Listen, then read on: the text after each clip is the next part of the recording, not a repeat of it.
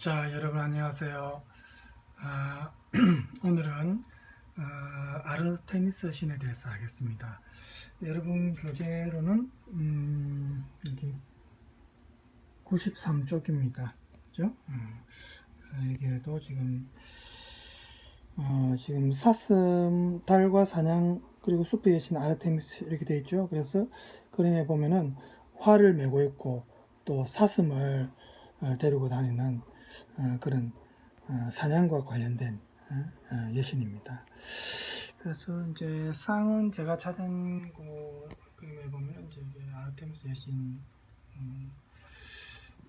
알몸을 본 악타이온이 나중에 이제 죽는 내용도 있고 이 아르테미스 여신과 관련된 그 설이 많습니다. 그래서 제가 오늘 그 몇 가지 얘기들을 일단은 그 전에 이제 에페소스에 있는 아르테미스 신전을 한번 보여드릴까요? 자, 여러분 보십시오. 조금 가까이서 제가 보여드리겠습니다. 굉장하죠. 그래서 그 신전에 보면은 관광객들도 많이 오고, 저번에 얘기했지만 그리스는 관광객으로 먹고 사는 국가입니다. 특별히 뭐 산업적으로 뛰어난 분야도 없고, 그죠? 그래서 보면 이 코로나 때 타격을 많이 받는 국가 중에 이제 그리스도 포함이 됩니다. 그냥 관광으로 먹고 사는 이탈리아도 그렇고, 그죠?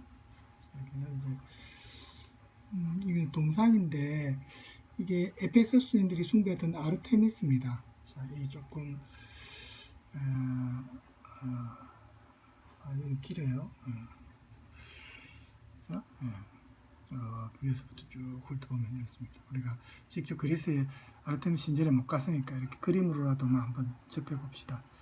자, 여기는 지중해와 에게 사이에 그 그리스 아테네와 마주보고 있는 터키에 있는 에페소스입니다. 에페소스 이쪽에 이제 아르테미스 신전도 있고 그렇습니다. 유명 관광지죠. 낡아서 이제 뭐 태풍이나 이런 심하면 무너질 것처럼 조금 불안해 보이네요.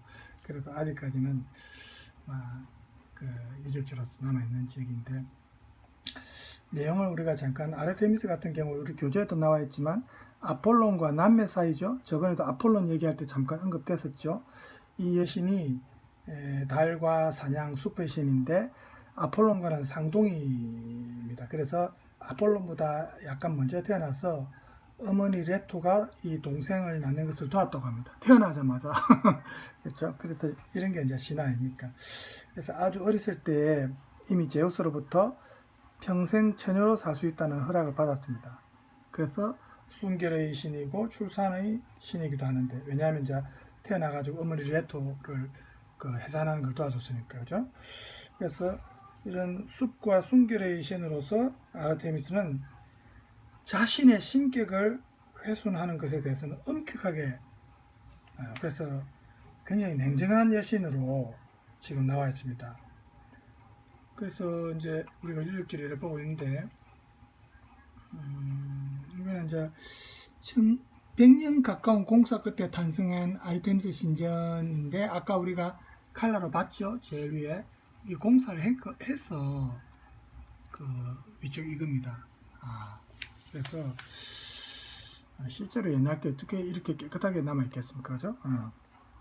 그래서 이제 여러 가지 에피소드가 있는데 그 중에 먼저 하나를 소개해드리면, 그 아르카디아 이제 그 아르테미스 신전에서 여신을 보좌하는 칼리스토라는 신녀가 있는데, 이 신녀가 아르테미스에게 순결을 서약한 여인입니다. 그런데 이 제우스가 또 뭐 모든 그 여신이든 여인이든 미모의 어떤 여신들도 그냥 안 두니까, 그래서 이 아름다움에 빠진 제우스가 아르테미스의 모습으로 변장해가지고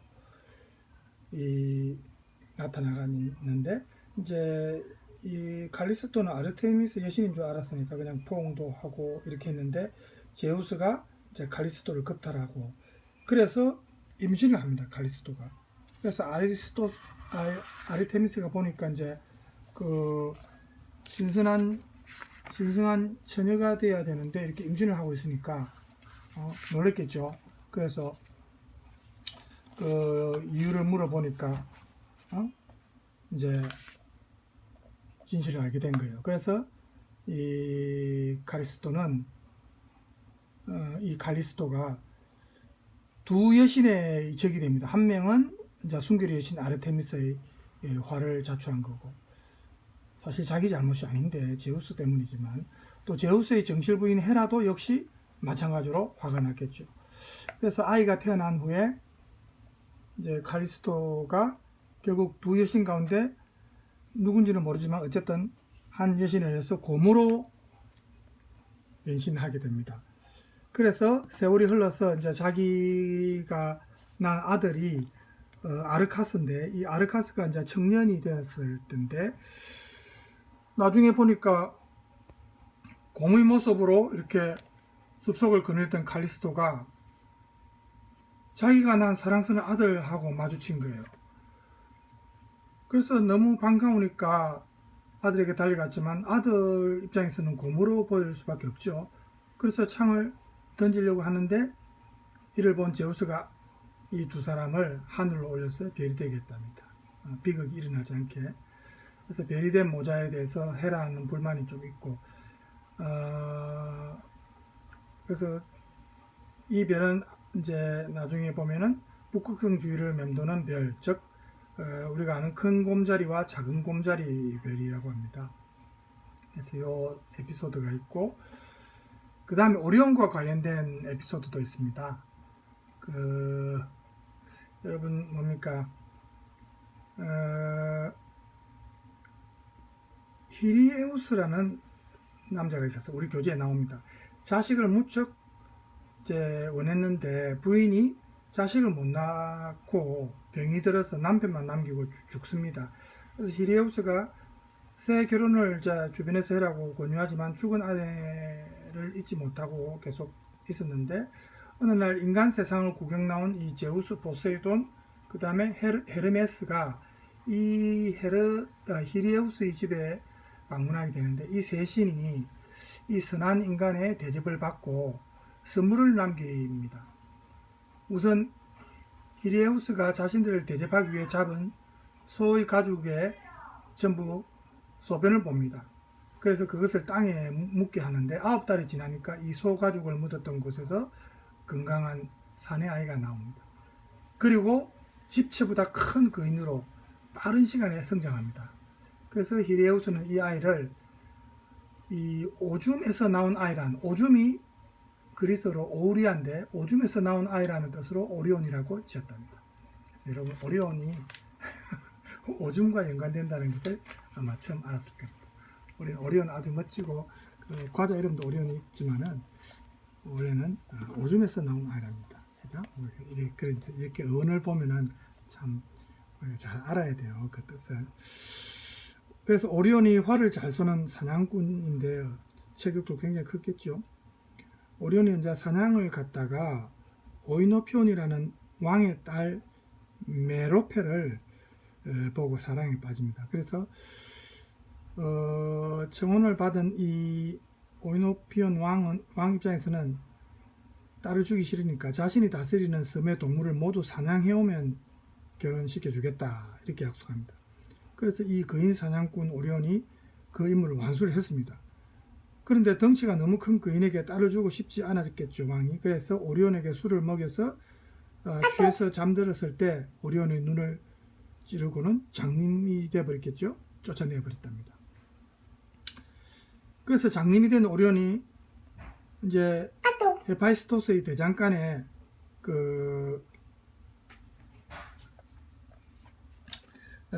일하는 소년 케달리온을 이제 부축을 받아가고 길 안내를 받아가지고, 카톡이 제가 나와서 잠깐 화면이 그랬습니다.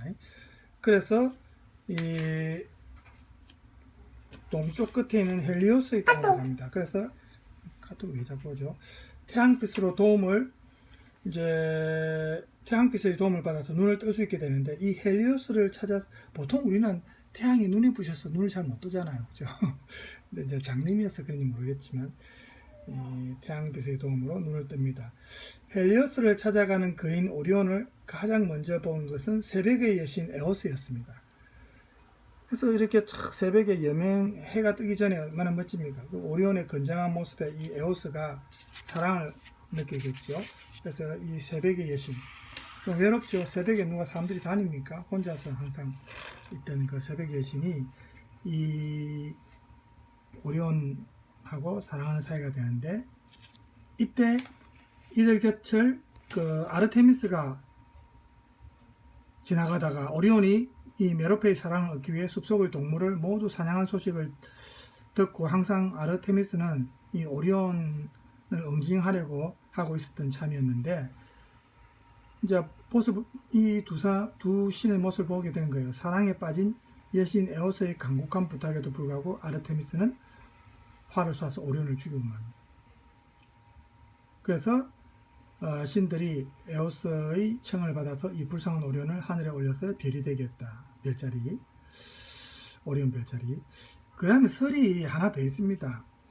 다른 설도 있습니다. 아르테미스가 이제 오리온을 죽인 경위에 대한 건데, 오리온이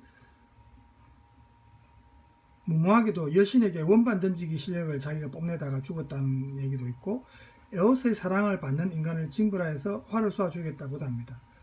또 아르테미스 스스로 오리온에게 사랑을 느껴서 결혼까지 생각했는데, 이것을 안 아폴론이 아르테미스로 하여금 오리온을 죽이게 했다고 합니다. 왜냐하면 이제 그 과정을 보면 아폴론이 아르테미스에게 바다 저쪽 아주 조그만 물체를 가리키면서 너는 저것을 쏘아 마실 수 없을 거다 이렇게 이제 부추겨 가지고 활을 쏘아서 마치게 했다는데, 그 조그만 물체가 나중에 가서 보니까 오리온이었답니다. 이게 이제 보통 우리가 만화로 읽는 그리스 신화라는 얘기에 보통 이 내용이 나오고 있죠. 그래서 아르테미스가 이렇게 많은 에피소드와 연관된 신이고, 또 아까 매정하다는 게 이 처녀의 신이다 보니까 굉장히 순결을 강조합니다. 그래서 이 자신의 알몸을 보았다는 이유로 인간을 죽인 이야기도 있습니다. 악타이온이라는 사냥꾼이 숲속에서 우연히 이 아르테미스가 목욕하는 것을 보았습니다. 그 본 게 다예요. 다른 뭐 음탕한 생각을 품었다든지 이런 건 없었습니다. 그래서 아르테미스는 그런데도 악타이온을 사슴으로 변하게 해서 그가 데리고 온 사냥개에게 무참히 물려 죽게 합니다. 이렇게 너무 순결을 강조하다 보니까 다른 피해자들이 좀 많은 편이에요. 자, 아르테미스 다른 조각상이 있어서 제가 한번 찾아봤습니다. 아르테미스 조각상이 있었고, 그 다음에 이제 아까 제가 한 그 그림은 이제 이거는 흑백이 아니고 실제 조각상 모습이죠. 여기는 이제 아까 흑백으로 나온 사진이지만 실제 조각상은 이렇다. 그죠? 아르테미스가 이제 활을 메고 있고 사슴을 항상 데리고 다닙니다. 달과 사냥의 여신이니까. 그 다음에 아르테미스와 아까 그 칼리스토 에피소드가 관련된 그 그림입니다. 한번 봐보세요. 네. 자, 그 다음에 요거는 이제 다이아나네요. 달의 신.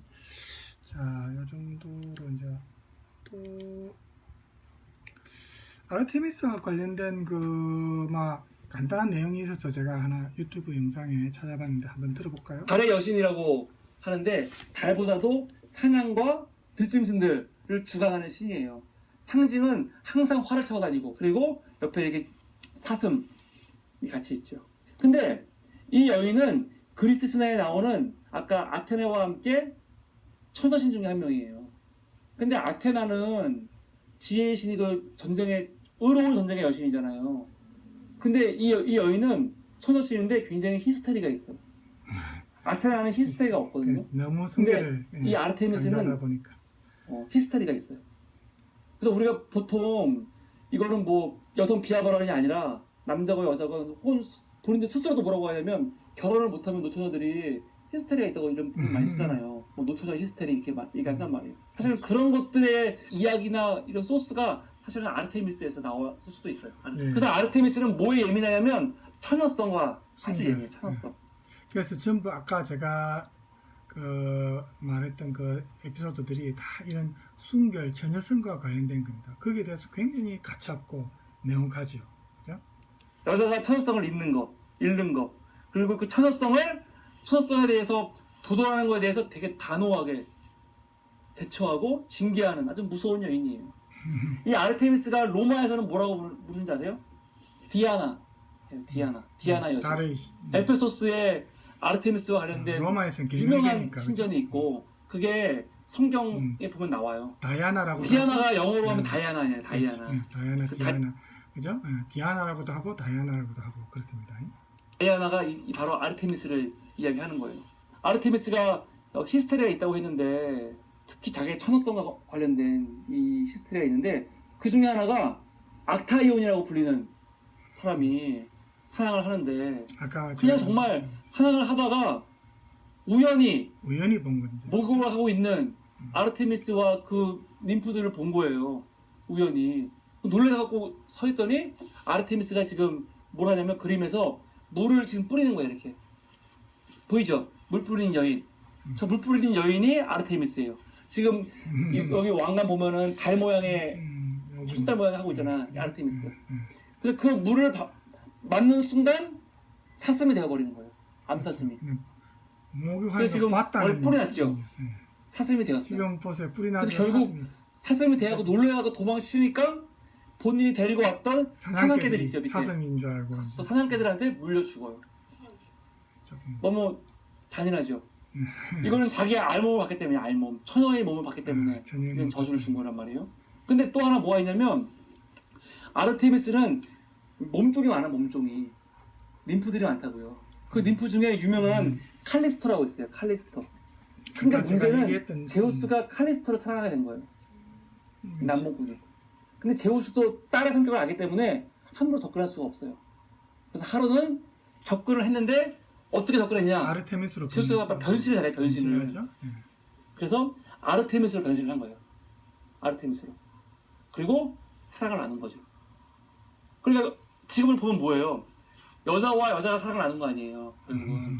그래서 이게 레즈비언과 관련된 이야기 할 때 이 얘기도 많이 해요. 그런데 실제로는 칼리스토는 레즈비언일 수 있지. 왜냐면 아르테미스를 사랑했으니까. 사랑했으니까 아르테미스를 받아들인 거 아니야. 제우스인지 모르고. 근데 제우스는 그게 아니었거든요. 근데 결국 임신을 해요. 나중에 목욕할 때 보니까 칼리스토가 임신을 했네.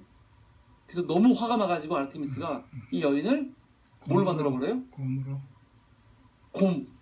아까 얘기. 곰으로 만들어 버려요. 곰으로. 여기서는 이제 아르테미스라고 확실히 이제 얘기를 하는. 그리고 나중에 곰이 된 다음에 자기의 아들이 있어요. 그 아들과 마주쳤을 때 아들이 창으로 엄마인지 모르고 죽이려는 찰나 제우스가 뒷자리로 이제 그 하게 됩니다. 그죠? 자, 이게 이제 아르테미스와 관련된 조용한 겁니다. 그래서 내용이 우리가 수업을 할 때 그냥 배경으로 막 사용해도 될 것 같아서 제가 했습니다. 자, 이걸 보면서 우리 합시다. 조금 낭만적이죠? 화면이 제가 또 나오네요.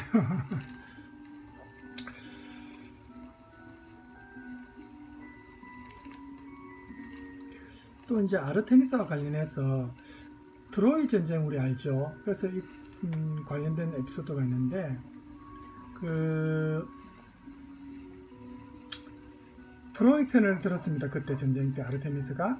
근데 전쟁 초기에 그리스 연합군 전체를 공경에 빠뜨리는 게 있습니다. 왜냐하면 총사령관인 아가멤논이 나중에 우리 트로이 전쟁 때 또 나오겠지만 이 아가멤논이 사냥해서 이 아르테미스 여신이 아끼는 사슴을 쏘아 죽입니다. 그래서 이를 응징하기 위해서 모든 바람을 잠재워서 어떤 배도 출항할 수 없게 했습니다. 그래서 총사령관은 자신의 딸 이피게니아를 제물로 바쳐서 겨우 여신의 분노를 풀고 출항을 할 수가 있었답니다. 이 이피게니아와 관련된 일화는 수많은 문학 작품 그리고 영화로도 형상화 되고 이 많은 예술의 어떤 소스가 되는 그게 이제 이피게니아입니다.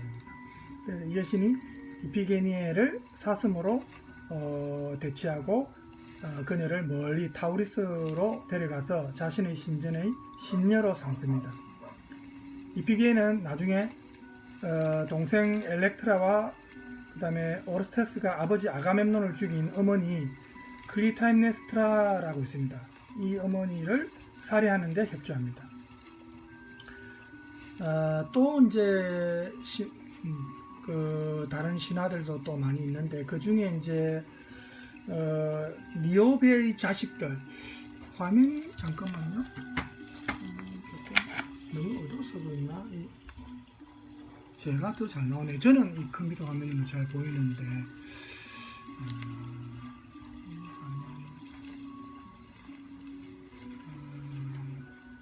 예, 빛 때문에 그런 것 같아요. 자, 그냥 조각상 봅시다. 제가 뭐 아르테미스 여신도 아닌데 제가 뭐 보이면 별로 뭐 흥이 안 나죠. 그래서 또 설이 또 있어서 제가 소개해 드리겠습니다. 니오베의 자식들도 아르테미스한테 희생당한 사람들인데 자식을 12명이나 둔 인간 니오베가 아르테미스와 아폴론의 어머니인 이 레토 여신의 자식이 좀 적었습니다. 그래서 자기가 행복하다는 걸 자랑하고 다니니까 여기에 분노해서 아폴론과 함께 활로 각각 이 6형제와 6자매를 모두 쏘아 죽였다는 그 에피소드도 있습니다. 그러니까 이런 것만 보면 아르테미스가 굉장히 냉정한 신처럼 보이지만 또 약자나 순결한 인간에 대해서는 아주 자비로운 모습을 보이는 경우도 많습니다. 그래서 숲을 사랑하며 혼자 지내다가 이제 게모 파이드라 라는 사람이 있는데 모함을 받아서 휘폴리토스 같은 순결한 젊은이가 죽었는데 이때 그 앞에 나왔던 죽은 사람도 살려낸다는 아스클레피오스 있죠? 유명한 의학의 신. 이 아스클레피오스를 동원해서 이 순결한 젊은이를 소생시킵니다. 그래서 이 일이 자연의 섭리를 어겼기 때문에 하데스의 항의를 받고 제우스가 조금 분노해서 아스클레피오스를 죽게 만든 동기를 제공하지만 이렇게 어쨌든 아르테미스가 순결과 슈퍼수신으로서 자신의 신격을 지키는 적극적인 모습을 보여주는 것을 우리가 이 에피소드에서 알 수 있습니다. 그래서 아르테미스 신전은 어쨌든 아까 그 특히 에페소스에 있죠. 관광 가면 거기에 이제 많은 사람들이 보러 오는데 실제로 보면 정말 제가 이제 독일서 공부할 때 한번 간 적이 있습니다. 다른 친구들과 함께. 그래서 보니까 뭐 새로 이렇게 만들어서 그런지 몰라도 굉장히 어쨌든 압도적인 느낌을 받았어요. 그래서 아르테미스가 이렇게 남자들로부터 자유로운 그런 특징 때문에 우리 그 아마조네스의 여자들만 사는 그 종족 있죠? 아마조네스의 수호자로 여겨지기도 했습니다. 그래서 아까 그림에도 봤지만 초생달을 머리에 이제 이고 있고 그런 모습이 나오죠. 그래서 이 아르테미스와 관련된 어쨌든 그 에피소드들이 굉장히 많았고 그 다음에 이제 그 유적지를 제가 이렇게 쭉 사진을 찾아봤는데 여기에 이제 미크노스 섬에 있는 그 유적지입니다. 보십시오.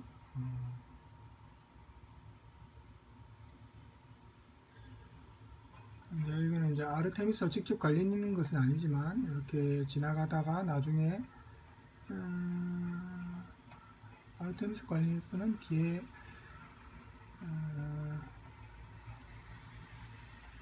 아직 안 나와요. 아까 그 유적지가 제일 크고 이거는 이제 고고학자가 발굴할 때 당시입니다.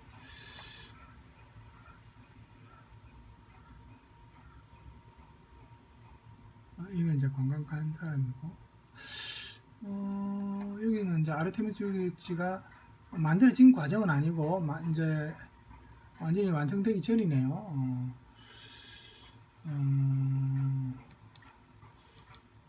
아르테미스 신과 관련해서는 이제 아까 제가 보여줬던 유적지가 아마 제일 아마 최근에 만든 것 같네요. 그 뒤에는 없네요. 제가 자료를 조금 더 찾아봤었는데 그 정도 유적지는 됐고 그래서 이제 아르테미스와 관련된 그 내용을 제가 이렇게 쭉 찾아봤는데 이렇게 에피소드가 굉장히 많았다는 것을 우리가 알 수 있습니다. 악타이온과 관련된 그 내용도 아까 제가 소개를 했죠. 자, 그러면 우리가 이런 신화 속에 숨겨진 그 이면의 내용을 알아야 된다고 했죠. 막 그걸 조금 더 하고 이제 마치겠습니다. 그래서 이렇게 이제 아르테미스 신앙이 퍼져 있던 시대는 그 농업보다는 수렵이 굉장히 활성화되었던 시대입니다. 그래서 자연 상태에서 획득할 수 있는 그 야생 열매나 들짐승의 양 이런 게 그 당시 사람들이 생활에 매우 중요했죠. 아르테미스가 올림푸스 궁전에 거주하지 않고 이렇게 숲과 산에서 사냥을 하면서 해산의 신으로서 짐승들과 식물들의 번식과 성장을 돌보는 수호신으로 자리한 이유가 바로 여기에 있습니다. 그리고 아르테미스가 달의 여신으로 추앙된 것도 역시 이런 점과 무관하지 않겠죠. 그래서 우리 인간의 노력이 이제 주요 변수로 작용하는 농산물과는 달리 자연 상태에서 이 동물이나 식물들이 번식하는 것은 뭐가 더 영향을 끼칩니까? 달의 공전 주기가 더 결정적인 영향을 미치죠. 이건 과학적으로 이미 확인된 거 아닙니까? 그죠? 그래서 자연 상태에서는 이렇게 보름과 금음 때 동물이나 식물의 생식력이 극대화됩니다. 우리가 상현달, 하현달 이런 말 하죠. 상현과 하현 때 극소화되고, 그래서 이런 달의 주기와 생식력의 관계에서 아르테미스는 자연스럽게 달의 여신, 그래서 셀레네, 달의 여신인 셀레네의 역할까지 흡수합니다. 그래서 아까 말했다시피 로마 신화에 와서는 계명이 되죠. 다이아나 혹은 디아나 이렇게도 불리고, 그죠? 그래서 아르테미스가 달의 여신으로 자리하면서 이 아르테미스가 밤과 연계되어서 어둠의 여신 헤카테와 동일시된 경우도 있었고 죽음을 관장한다고 생각하는 사람들도 있었습니다. 그래서 우리 이제 그 앞에 아폴론과 관련된 얘기에서 아폴론이 자기를 속이려 했던 연인 코로니스를 살해할 때 아르테미스에게 부탁해가지고 활로 쏘아 죽인 그런 내용도 있었죠. 기억납니까? 그래서 고대 그리스인들은 이 원인을 알 수 없이 갑자기 죽는 급사하는 사람들은 모두 아르테미스가 쏜 화살에 맞은 것이다. 이렇게 보통 생각을 했습니다. 고대 그리스인들이. 그리고 특히 해산을 하다가 죽는 사람들, 애를 낳다가 죽는 사람들은 아르테미스에게 미움을 받았기 때문이다. 이렇게 또 생각했어요. 하지만 이렇게 사람들의 공경과 두려움을 동시에 받았던 이 아르테미스 여신도 농업과 축산업이 발달하면서 점점 그 권위와 이제 중요성을 상실하게 됩니다. 그러니까 수렵이나 사냥이 이제 활성화되었던 시기에 가장 추앙받았던 신이 이제 아르테미스입니다. 그래서 아까 이 아르테미스 여신이 달이나 이렇게 어둠, 밤과 관계되니까 제가 말해줬던 에피소드들 오리온 별자리나 정갈자리나 이런 별자리가 전부 별자리 신화와 관계가 많죠. 내용들이 아까. 그래서 이 여신이 이제 세력에 이제 농경 생활이 정착되면서 세력이 점점 약화되고 호메로스 시대의 기록에 보면은 아르테미스 위상이 같은 지신 출신 여신이었던 헤라나 아프로디테보다 훨씬 더 미약하게 묘사되고 있습니다. 예를 들면 헤라의 뺨을 맞고도 꼼짝 못하는 그런 에피소드가 있고, 그 에피소드를 제가 잠깐 소개해주면 호메로스의 일리아드라는 그 내용에 나오는데 헤라 여신에게 뺨을 맞은 아르테미스 여신이 여기에 묘사됩니다. 트로이 전쟁이 일어나서 신들도 서로 편이 갈려서 싸울 때 아르테미스는 남동생 아폴론에게 포세이돈과 맞서 싸우라고 부추깁니다. 그러자 옆에 있던 헤라 여신이 그녀의 행동에 화를 내면서 그녀의 활을 빼앗아 활로 뺨을 때리는 일이 있습니다. 아무리 제우스의 정실분이라 하지만 한 여신이 다른 여신의 뺨을 때린다는 것은 정말 감히 있을 수 없는 일이죠. 하지만 아르테미스는 헤라에게 아무 소리도 못하고 일방적으로 당했기 때문에 이 아르테미스 신앙의 몰락을 암시하는 부분이다. 이렇게 볼 수 있습니다. 이건 이제 농경 생활이 정착화 되었을 때 이제 힘이 약해진 걸 의미하는 거라고 볼 수 있죠. 그래서 또 이제 아르테미스 여신이 아프로디테 신과도 경쟁해서 밀린 그 에피소드도 있습니다. 그래서 순결을 강조한 여신 이 아르테미스가 사랑의 여신인 아프로디테는 좀 방탕했죠. 이 방탕한 생활을 좀 못마땅하게 생각했습니다. 그런데 아프로디테가 미남 인간인 아도니스와 사랑에 빠지니까 신에 대한 모독이다 이렇게 핑계를 대면서 멧돼지를 보내 아도니스를 죽여버립니다. 하지만 아프로디테는 아폴론의 아들이고 의술의 신인 아스클레피오스에게 부탁하여서 죽은 아도니스를 재생시킵니다. 그리고 아르테미스에게 복수의 기회를 엿봅니다. 그리고 결국 마침내 그 기회를 엿보다가 이제 기회를 잡게 되는데 아르테미스가 히폴리토스를 아낀다는 사실을 알게 됩니다. 그래서 히폴리토스는 그 아테네 왕 테세우스의 아들로 아르테미스를 숭배했는데 그래서 그가 아르테미스의 뜻에 따라 여자를 멀리하고 자인을 벗삼아 생활하고 있었습니다.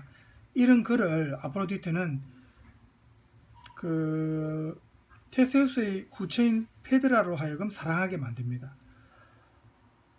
순결한 히폴리토스는 당연히 새어머니의 사랑을 거부하겠지요. 이에 절망한 페드라는 테세우스에게 히폴리토스를 모함해가지고 그가 자신을 겁탈하려 했다고 거짓말합니다. 여기에 분노한 테세우스가 바다의 신 포세이돈에게 히폴리토스를 버려달라고 하고 모함을 받은 히폴리토스는 코린토스로 도망을 가게 됩니다. 그래서 그 길이 도망가는 길은 가파른 절벽 사이에 난 아주 위험한 길이었습니다. 그곳에서 미친 듯이 마차를 몰다가 히폴리토스 앞에 포세이돈이 보낸 황수 한 마리가 바다로부터 갑자기 올라옵니다. 히폴리토스의 말이 놀랬겠죠. 그래서 말이 펄쩍 뛰니까 말꼬피를 놓친 히폴리토스가 절벽 아래로 떨어져 죽습니다. 그래서 이 죽음을 안타깝게 여긴 아르테미스 역시 자신의 조카가 되는 아스클레피오스에게 이 히폴리토스를 살려달라고 부탁합니다. 결과는 아스클레피오스까지 제우스에게 죽음을 당하게 되죠. 왜냐하면 자인의 섭리를 자꾸 어기고 죽은 사람을 살려내고 하니까. 그래서 이렇게 이제 아르테미스와 아프로디테가 서로 충돌하는데 결국은 아프로디테의 승리로 끝나는 거니까 이것도 이제 아프로디테한테 힘에서 밀린 거 아닙니까, 그죠? 그래서 이렇게 이제 보면은 이 아르테미스 신앙이 점점 위력을 잃게 되는 그런 어떤 에피소드들이 이제 나옵니다. 그래서 이 이제 아르테미스 신앙이 어쨌든 위력을 발휘했던 지역은 그리스 본토가 아니고 아까 터키의 에페소스라고 거기에 아르테미스 신전이 있죠. 그래서 이 소아시아 지역이 사실은 그 아르테미스 신앙이 위력을 발휘했던 지역이고, 그래서 트로이 전쟁이 났을 때 이 아르테미스가 터키 북부에 실제로 존재했던 트로이 왕국은 가짜 아닙니다. 실제로 존재했습니다. 고고학자에 의해서 발견됐죠. 이 트로이를 지원했죠. 당연한 이치겠죠. 그런데 이제 결국 트로이가 나중에 멸망하죠. 그러면서 이와 함께 아르테미스의 세력도 급격히 약화됩니다. 그래서 호메로스 시대는 특히 인류의 주된 생업이 수렵이 아니고 이제는 농업과 목축업이었기 때문에 이 아르테미스 여신이 중요성이 예전보다는 점점 약화된 거죠. 그래서 이제 신화와 함께 이런 과정이 수렵생활, 사냥에서 농경생활로 정착화되는 과정이 이 아르테미스 여신의 세력이 약화되는 과정과 함께 우리가 이제 알 수 있죠. 지금도 이 에베소스에 보면 거의 폐허 상태였지만 아르테미스 신전이 고대의 7대 불가사의 중 하나로 꼽히면서 남아 있습니다. 그래서 이 에베소스의 번영은 그 이후로도 이제 계속 유지되다가 게르만 민족의 대이동이 시작되면서 점점 힘이 약해지고 쇠퇴의 길을 걷게 됩니다. 이 처녀의 신 아르테미스를 받들던 이 에베소스에서는 그 동정녀 알죠? 깨끗한 순결 동정녀 숭배 사상이 나중에 기독교의 동정녀 마리아 숭배 사상으로 자연스럽게 이어졌다고 볼 수 있습니다. 왜냐하면 그 성모 마리아가 생애의 마지막 시기를 보낸 곳이 바로 이 에페소스입니다. 그래서 이제 이곳에 지금도 마리아가 살았다는 조그만 집이 남아 있죠. 결국 아르테미스 신앙은 기독교의 마리아 숭배 사상으로 대체되었다고 볼 수 있고, 이 마리아는 고향 예루살렘이 아닌 이곳 소아시아에서 더욱 열광적으로 찬양되고 있다. 이렇게 이제 우리가 알 수가 있습니다. 자, 오늘 아르테미스와 관련해서는 이 정도로 합시다. 뭐 거의 모든 제가 관련된 에피소드를 들려줬다고 생각이 듭니다. 자, 그리고 또 관심 있는 분은 만화로 보는 이제 그리스 로마 신화의 아르테미스와 관련된 영상이 있습니다. 그래서 그 영상은 여러분들이 관심 있는 분은 찾아보기로 그렇게 하세요. 자, 오늘 이 정도에서 아르테미스는 마치고, 다음 시간에는 헤파이스토스 대장장이 신 있죠. 불의 신이기도 한 문명을 상징하는 헤파이스토스에 대해서 할 예정입니다. 자, 오늘 수고 많았습니다. 예.